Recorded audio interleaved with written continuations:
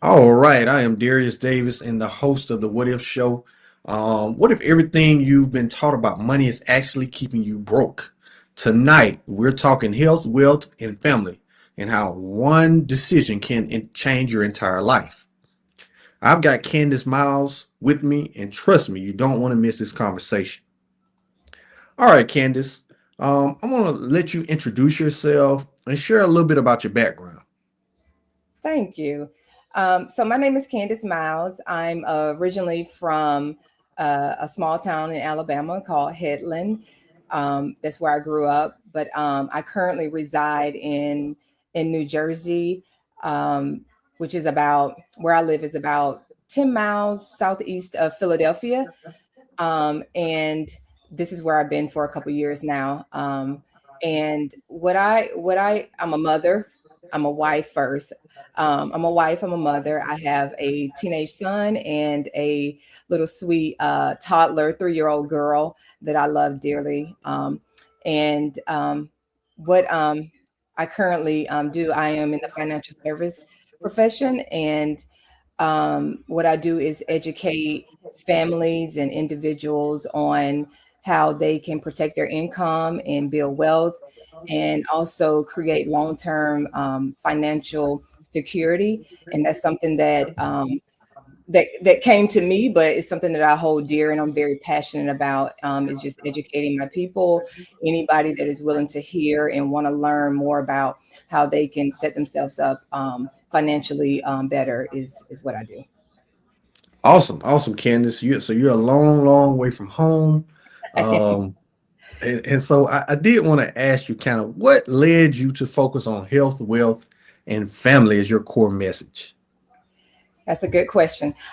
So all those things are important in anybody's life, I would think, and they're really important to me because, for one, if I don't have good health and if I'm not taking care of myself, how can I really help others or do the things that I need to do?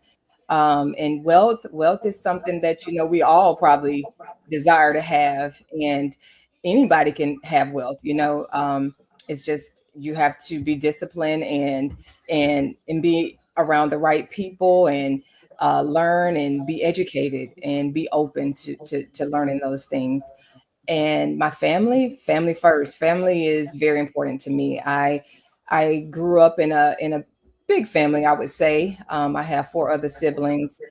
I have four siblings, and it was five of us, and I grew up at a close knit, family, and so that's really important. And my kids are important, and ensuring that they have the things that they need, and I'm able to provide for them the things that I need. So that kind of sums up why those three things are important to me. I value each one of them, and strive to be the best that I can be in all those aspects.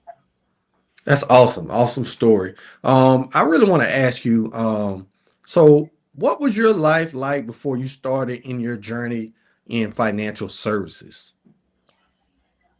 That's a good question too. So I've been in the financial service industry probably about 2.5 years, going on 3 years. And I would say before that, I had a good career, and I enjoyed it, but something that I felt like was missing was more purpose. I was more purposeful. I enjoy helping people, and what this financial services does for me is it helps me to see what I contribute, to see the results. So I'm able to see what I how I help people, and not even just me, just people that are in this business all together. I have seen some really good things come out of this, and that's where I drew my passion for it. Helping people, especially when you get in certain situations, the unexpected situations. If you're set up properly, those things are minimized, and you, like, say for instance, God forbid something happens to your loved one, and you have things in place, you can actually grieve and not have to worry about how you're going to pay for the funeral or how you're going to pay for when the income is lost. You've already set up things in place to mitigate that. So that takes a burden off you. So just to see all that is just rewarding to me. Awesome, awesome, awesome. Those are some good points you made, especially about people being prepared for trying to get their family set up straight, and when unexpected happens, kind of being ready for that. I do want to ask you this. Kind of what in life were you struggling with the most back then? Can you think of that? What that might have been? Struggling back when before I got into the financial services, Yes. I would say n- I would say my struggles more so were um, having that true purpose, and also having financial freedom. You everybody wants financial freedom, right? So there are certain things that you have to put in place to get there. And I'm not saying I have arrived because I haven't, but I am on that path that will get me to where I'm trying to go. So yeah, I would say finding purpose, because we can work at a job at a company for 30 some years, but what does that mean for you? Like, are you doing something to help somebody? How are you contributing to others? And so that is something that I value, and I'm glad I'm in this business for that reason. Awesome, awesome, awesome. I do want to ask you this question. Was there a specific moment that pushed you to want more out of life? Yes, I can probably name two. Um, I would say first, I was raised by my grandparents, and seeing their sacrifices that they made through throughout my life and my siblings, like all of our lives, just seeing how they sacrificed and how they prepared. We had great models, especially financially, and they modeled and practiced what they preach, and they instilled that in all of us. And so, yeah, I would say seeing my grandparents sacrificing for us, we were their grandkids, made me want to, do better, do better, and be able to assist them and help them. But also, I would say my kids, having my kids kind of, shift me a little bit. You want to, you want your kids to have more than you had, do better than you did, and you want to be prepared for those certain situations that you may run into as a parent, raising your kids financially. So that's kind of how I got here. Yeah. Okay, awesome, awesome. I do want to ask you this question also. How did you get introduced to financial services, and what made you believe in it? So I have a really good friend. He was in the military and he had retired, and he was calling me to catch up. And some of the things that he was sharing with me, he was telling me that he was in the financial service business as well, and he was sharing some of the products, which I was familiar with some of them, but some of them I weren't. And so when he broke it down to me and was sharing it with me, I was very intrigued, and I was like, "This is very interesting." And I actually became a client of his at that time. And then later on, I also he introduced me to the business, and I became a business. We are business partners now. Awesome, So awesome. it was my good friend, yeah, that introduced me to it. Awesome, awesome. That's usually the best way to learn something. You get with some of your friends, and you guys get to talking. So Yeah. that's an awesome way. I do want to ask you this question. Was there any little thing that make you say, a lot of people say, I committed to this, I want to be on this, but was there anything that made you say, hey, I'm going all in on this? Yes. Well, yes, because I believe in the mission. I believe in the purpose of it. I know it works. I know it. I know the benefits of it. I know the potential of it is unlimited. So I bought into it like right away, because I'm around those people that had also on the same path as me, and I seen the results of them, of their situation. So when I see that, that makes me want to say I need to go all in too, because it works. It's a system that works and is beneficial and is very important, to share the knowledge that I've learned from it. Okay, that's amazing. That's amazing. I want to ask you this. What are some of the common misconceptions people have about building wealth? Yeah. So I would say people think that the misconception is that people think that you have to be rich, or you have to make a lot of money to build wealth. So when you say build wealth, it's a process, right? So you don't have to start at the top. You can start at the bottom and gradually work your way up. At any level, at any place, no matter the amount, there's a starting point for everybody that you can build upon. So I would say the misconception, one of them is that um, you you um, you have to have a make a lot of money. Another one I would say is that a lot of people don't realize that you can build wealth with life insurance. There are life insurance that you can get that can essentially help you build wealth, and that is some of the education that I share when I talk to people and my clients and stuff. I tell them about the products that you can get into that will ultimately build the wealth that they want. Okay, sounds amazing because some of the people may be saying, "Hey, I'm just a fast food worker. I'm just Mm, a garbage man, and I want to build wealth, but I don't really make a lot of money." So you're yep. saying they also can build wealth. Yes. Yeah. No matter what job, as long as you have an income, you can build wealth. It doesn't matter. Yep. Just have Awesome, to. awesome. I would just recommend that you get with a financial profession and set up a plan and get the education to get it started. Okay, awesome, awesome, awesome. So I want to ask you this now: from someone starting from zero, what's the first step should they take financially? That's a good question. I would say first assess where you're at. Uh, Assess where you're at, and then set goals, get a plan or where you want to be. Because if you don't know where you're trying to go, you're just out there. So you're driving a car, you don't know where you're going, just driving blindly pretty much. So have a plan. And there are financial professionals as myself, and I know several, my business partners and stuff. They we do a complimentary personal financial review or financial need analysis. We will sit down with you. We'll go over where you're at. We'll come up with a plan. We'll help set goals, and then we will recommend what options going forward you should do. So first, I would say uh, assess where you're at, and you can do that with a financial professional. Sit down with a financial professional, and then set goals, and then move towards those goals. Awesome, awesome, awesome. So for my viewers out there, like I said, first thing you need to do, sit down, get you a plan, get you some goals, Hmm. and like I said, talk with one of you guys to get you going. That's Yep. pretty smooth. So I do want to ask this question. Why do you think so many people struggle financially, even when they work really hard? So a lot of people out here working overtime hours, man, they're working weekends, they're working really, really hard. So why do you think a lot of people still struggle financially? Mhm.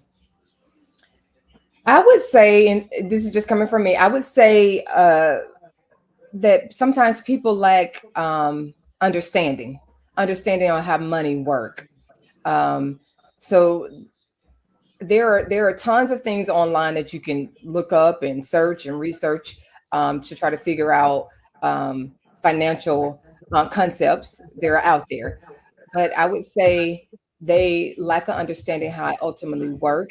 I will also say people struggle with discipline because it does take discipline to get to whatever next level that is for you. You have to be disciplined about your money. You have to be a good steward over your money.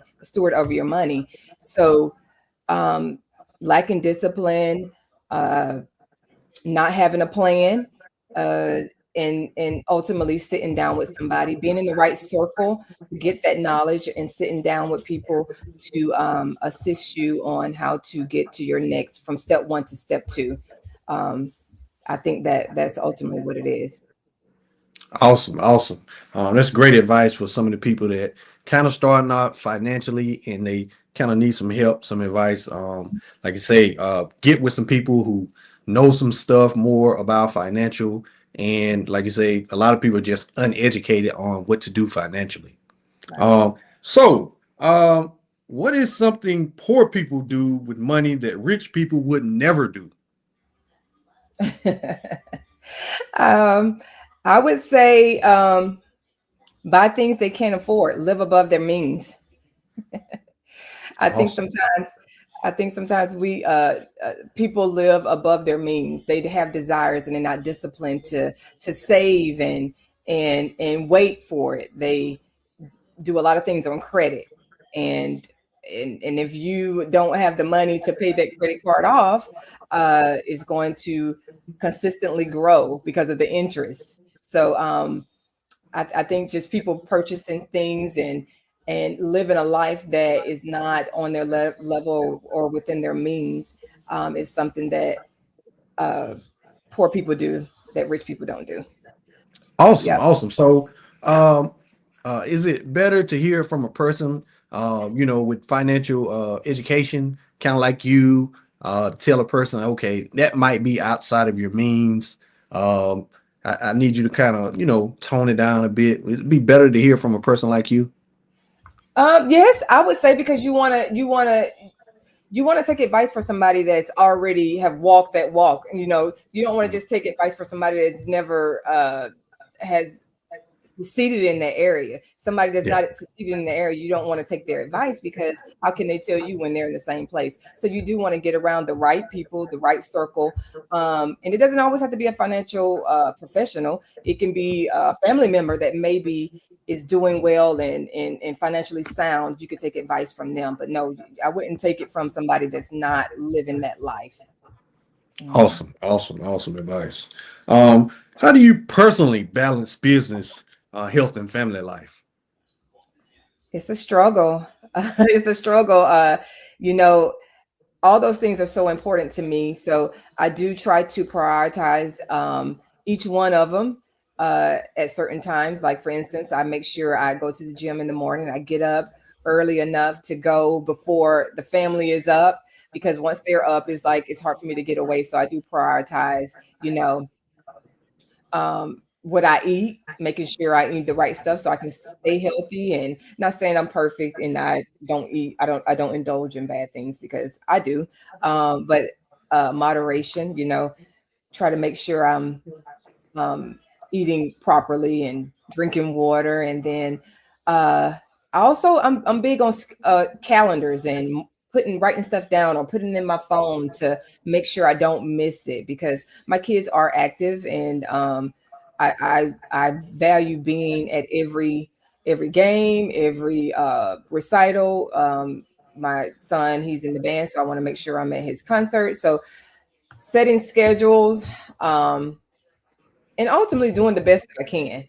I'm all is sometimes we can try to do more than what we can sometimes, and that puts stress on us. But just doing the best I can and prioritizing the things that matter to me, and which are my family, my kids, and making sure I'm staying healthy and active, and yeah, and my clients. Yeah.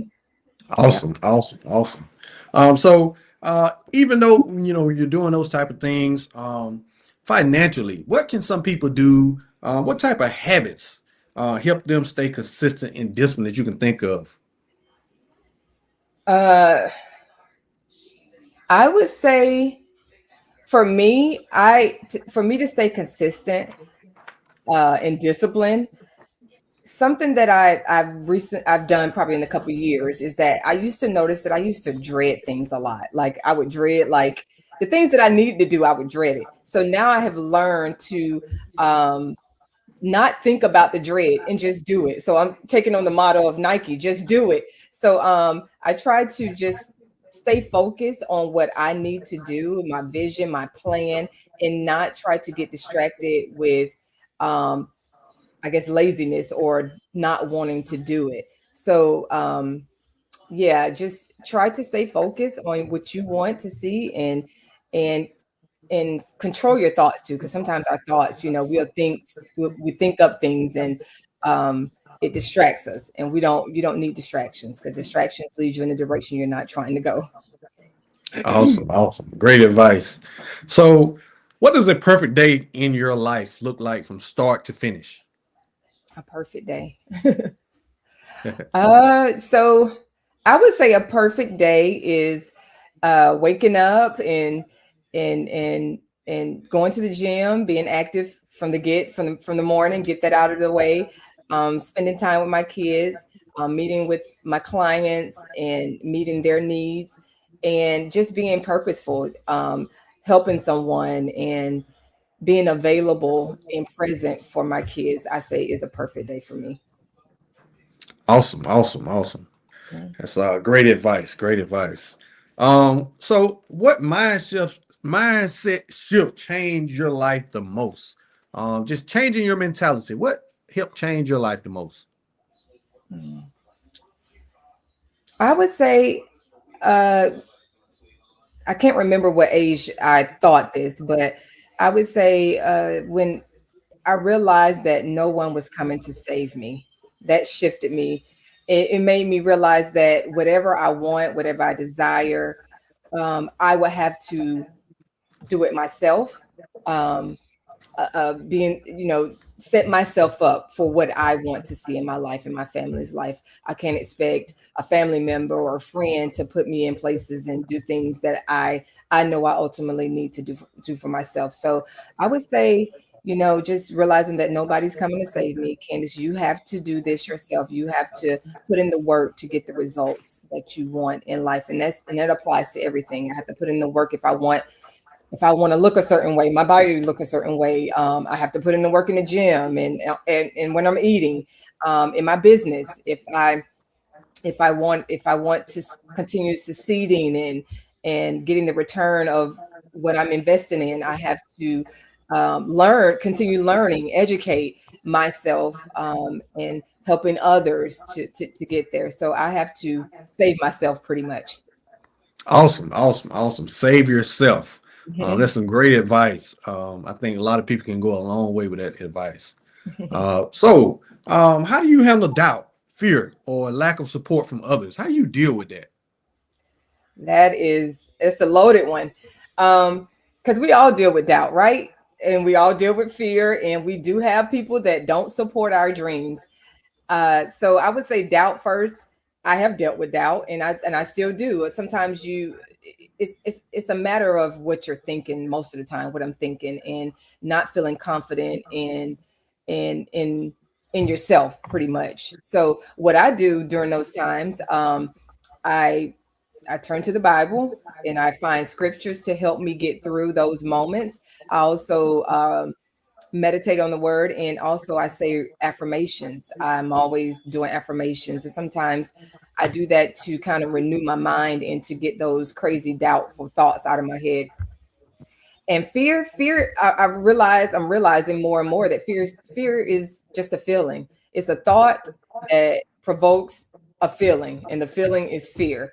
It's fear of the unknown. It's fear of what the discomfort.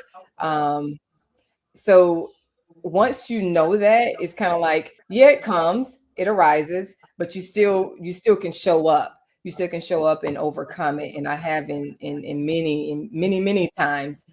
It's not to say that I don't ever feel it, because I do, but you know that is it's not real. And you can still do it while still feeling that. Awesome, awesome advice. I do want to ask you this question. Why do you think some people stay stuck while other people grow?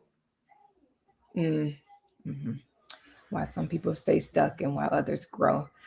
I Yeah. think it's a mindset. Uh, I would say it's. I really can say that it's a mindset. It's who you probably are around, and it also can be conditioning. How you grew up can have something to do with that. But I feel like if you can control your thoughts, you can come out of the place that you're stuck in. Get around the right people, because that is so important. Something that I try to teach my son, right, my teenager, that it is so pivotal to make sure you're around the right people, because that influence you more than you think. Your surroundings. But one thing I do want to go back to, the other question that you asked about, not having support, uh, Yeah. and how you deal with it. So I'm sorry I didn't answer that before, but Not having the support, I feel like I have experienced that in multiple times in my life, and in my current, financial services business, I have dealt with that too. It makes it difficult, but I can't depend on the support of others to determine whether this is something I need to do, because this is for me, and if they don't support me, yeah, it may make things harder, um, but at the same time, that won't deter me from going forward and seeing my vision through, because it's my vision, it's not theirs. So I just wanted to add that. I'm sorry about that, not answering that Awesome. before. No problem. No, awesome. No problem. Yeah. That is some great advice. Like you say, anytime you're going to into something or into another endeavor, you can't always depend on support from certain groups of people or certain folks. You got to be prepared. So Yep. that's great advice. Great advice. I want to ask you this question though. So uh, to be honest, what do you think is really holding most people back? Hmm. That's a good question. I think it depends. Is everybody's different. So I think if something's holding you back, in my mind, I think I don't know. I don't know. That's a hard question, because some people don't desire to do more. They're complacent where they're at. Yeah. So it might not be a hold back. They might just be happy where they're at. And it Mm. might look like a hold back to me. Like, why are you allowing something to hold you back? But ultimately, Mm. that's where you want to be. You're comfortable right where you're at. So I can speak for myself. I try not to allow anything to hold me back, but there's sometimes things in your life can delay you from moving forward at certain times. And I always think, if I'm being delayed, that's not totally denial. I can still move forward. Maybe not just at this time. Mm. So that's my theory on it. Okay, awesome, awesome. I like that theory. Mhm. So what advice would you give someone who feels behind in life right now? Oh, I love that question. I don't believe that anybody's behind. And I know sometimes people think that because they're comparing themselves to somebody else, or they're a certain age and they feel like they should be wherever that person is because they're the same age. I don't think that's always true. I know it's not always true. I feel like God has an ordained time for all of us to be where He wants us to be at a certain time. And just because somebody arrived there for me, or just because I arrived there before somebody else, does not determine I'm behind. So you have to shift your mind how you think of that, because um, ultimately, we if you keep striving for what you want, you're ultimately going to get there if you don't give up. And your arrival time is different from my arrival time, so try not to think in terms of you're behind. Just keep moving forward and trust that you're going to get there if you keep doing the things that's going to get you there, on track. Awesome, awesome, awesome advice. Mhm. So what is one thing that someone can start doing this week that can improve their situation? Mhm. I would say, first, take a step back and assess where you're at. Assess where you're at, and then set a goal to where you want to be. And then once you set that goal, formulate a plan to reach that goal. Awesome, awesome, awesome. So that is a great pathway for anyone who trying to improve their situation. Like I said, have an assessment, set a goal, and like I said, trying to improve your situation. Mhm. Get a That's plan. great advice. Um, so what would your life look like today if you never took that first step? I would say, uh, unfulfilled, ultimately unfulfilled. I mean, because you can have all the money in the world, you can money is just money, right? So Yeah. if you don't have purpose in your life, and you're not, or a passion of what you're doing, you're going to be unhappy. So I would say probably unfulfilled, because now I know truly what I'm supposed to be doing, and I'm enjoying what I'm doing. So that makes that's very important. It's a big deal. Hmm. Awesome, awesome. So basically having like a purpose-driven life for the most Yes. part. Yeah. It's Awesome. rewarding. Yeah. Yep. Yeah, most And it takes definitely. time. It takes time to get there. I mean, I didn't. I mean, it took a while to find it, or for it to find me, be Yeah. used to it, and then once, because I would say initially I might have been closed off to it, but once you start learning and seeing how things go, you'd be like, wow. I was like, wow, I love this. Like, I'm glad this came into my life, and it's a passion of mine. Awesome, awesome. So basically, like I say, it's a journey, and it takes time to get there. So people should, pretty much stick with it as much as possible. That is very powerful. I do want to ask you these questions. In closing, do you think college is necessary to build wealth today? I do not. I do not. You can see on social media. Well, we don't know Yeah. who all went to college or not, but a lot of the things that people are becoming millionaires in doing, they don't have a college degree. And I would say in my the financial services, I work with a lot of people from different walks of life that ultimately are millionaires, and some of them don't have a college degree because it's not required. So no, I would say no on every level. No, yeah, you can be a go-getter and not go to college. Yeah. Okay. Awesome, awesome. I'm sure a lot of people who really don't care for college would love to hear that. All right, Yeah. and I do want to ask you this question. It's really stuck out to me. Is a 9 to 5 enough anymore, or is that a part of the problem? Is a 9 to 5 enough anymore? So no, I would say no. And something that I was taught at a young age, and something that I saw that was modeled, is that growing up, my grandfather, he had multiple streams of income. Um, Mm, and that's something that he always said, have multiple streams of income. And I think it's important, and it's helpful, especially in this day and time, um, the way things are costing. And even with a two family, a husband and a wife, you still need a side hustle or something on the side, right? yeah. So it's very important now in this day of time for sure. So a 9 to 5 is not enough in my eyes. Nope. Awesome, awesome, awesome. And that's so powerful, Candace. A lot of people are one decision away from changing everything. I really appreciate you coming on the What If show. And everybody, asking the real question, what if you took that first step?